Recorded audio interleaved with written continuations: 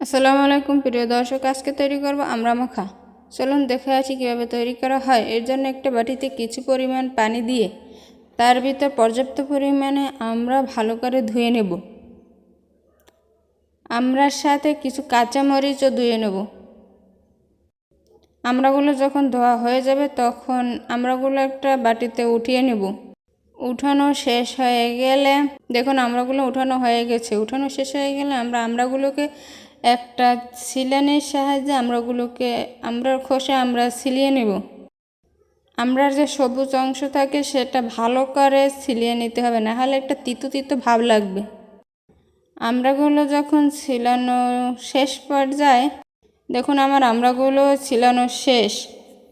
এবারে আমড়াগুলো আমরা ভালো করে ধুয়ে নেব। একটা বাটিতে পানি দিয়ে ছিলানো আমড়াগুলো দিয়ে ভালো করে কষলে ধুয়ে নেব, কারণ আমরা একটা কষকষ ভাব থাকে, ভালো করে ধুয়ে নিতে হবে। দেখুন আমার আমড়াগুলো ধোয়া শেষ। এবার আমরা আমড়াগুলো একটা কুচানির সাহায্যে কুচিয়ে নেব। আপনাদের কাছে কুচানি না থাকলে আপনারা ছুরি বা বটি দিয়েও কুচিয়ে নিতে পারেন, কিন্তু কুচানি থাকলে মাখাটা সুন্দর হয় দেখতে এবং খেতে খুবই লোভনীয় হয়। দেখুন আমার কুচানো শেষ।